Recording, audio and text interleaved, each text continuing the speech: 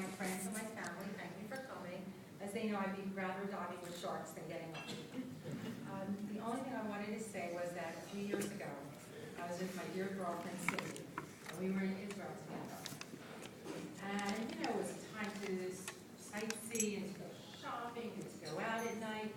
But the one thing that stood out was that we met her cousin at the shopping center in Israel. And we sat down and talked for a while. And she said, please don't forget us. We feel like the United States has forgotten Israel at times, and we feel all alone.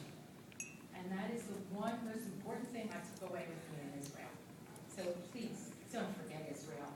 They need us as much as we need them. Thank you.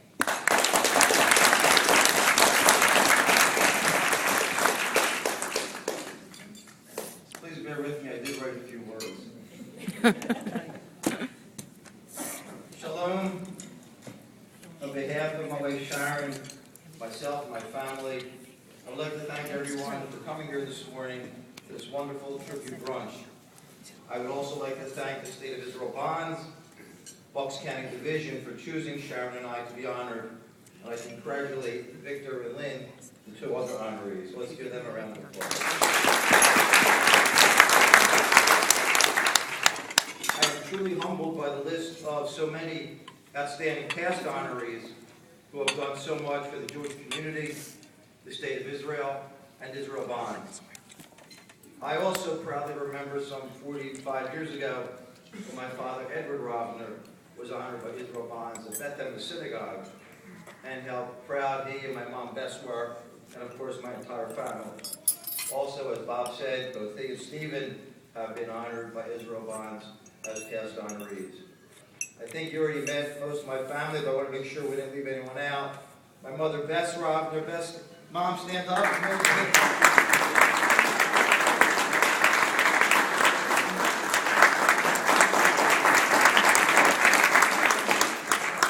And thank you for coming in this morning from Atlantic City, which is our home now.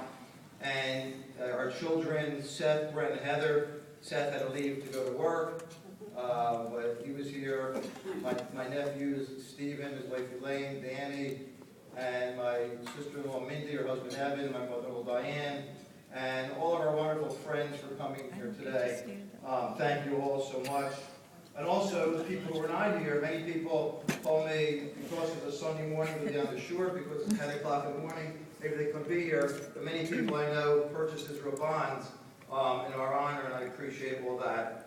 I would like to thank Bonnie Abrams for all of her hard work in putting this together, and our guest speaker, Brett Stevens, for coming here today. We're very fortunate to have had him speak to us this morning. I just briefly want to talk about growing up, being Jewish, and I think when we were younger, at least myself, growing up in Oxford Circle, near Max Meyer's playground, Bethlehem Synagogue, neighborhood center, I thought the whole world was Jewish. I thought we were the majority. That's right. You know, we learned later we weren't. But I would go to Bethlehem Synagogue, spend a couple afternoons there, spend Saturday mornings there, Sunday mornings there, go to the filming club, read the Torah. And I was pretty involved when I was younger. Remember, I flew the chauffeur many times on the high holidays. Later in life, maybe I wasn't as active participant religiously, but I had a great solid background and backbone for how I would live the rest of my life as a Jew, as a teenager, a young adult, a husband, and a father. And I became active in several Jewish organizations in high school, Sigma Alpha Rho Fraternity, which many of you were members of, and later Cardozo Lodge in Bris Shalom, where I served as president, national president. Later Shir Shemayim, where our 3 children attended. Nursery school, Hebrew school, got bar mitzvah. And why am I bothering to tell you all this? Because in thinking about this honor this morning, it made me reflect on my Jewish past, my Jewish roots, my Jewish education, my Jewish heritage. This is where it all started. It began when we were children. And this is really what we must do. The Jewish education for all of our young children, there's no substitute for it. And Sharon and I served as co-chairs of an Israel Bonds dinner, I think it was 20 years ago. And after that, I was fortunate to go in a labor delegation with Israel Bonds, which was my first trip to Israel at that time. And I remember one wondering, why didn't I come here sooner when I was younger, when I was a teenager, and I'm fortunate that two of my children, Brent and Heather, were able to go in the Birthright program and had some opportunities that I did not have. And after going to Israel, what was the greatest impact on me during my first trip to Israel was standing in the Golan Heights, looking around and thinking, now I get it. Now I understand why we need this land. And we must never, can never, give back the Golan Heights, where it will be the beginning of the end of Israel as we know it today.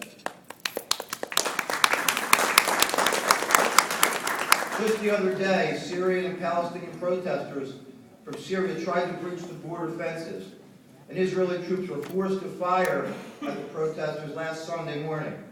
It was reported that, quote, despite numerous warnings, both verbal and later warning shots in the air, dozens of Syrians continued to approach the border, and soldiers tried to disperse the crowds with first non-lethal means, but that did not deter them.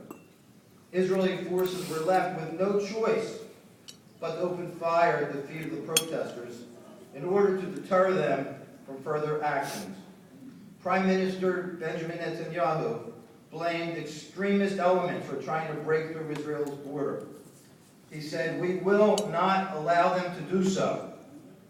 He said last week at his weekly cabinet meeting, "I have instructed the security forces to act with determination, with maximum restraint, but with determination to maintain our sovereignty, our borders, our communities, our citizens."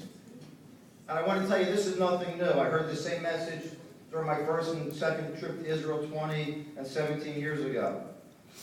Israel needs to protect its borders, its communities, its citizens. This is fundamentally, to me, what the message is all about, plain and simple. This is why we are here today. This is what we believe in. And this is why we continue to support Israel by investing in Israel's future with the purchase of Israel bonds. Thank you. God bless and shalom.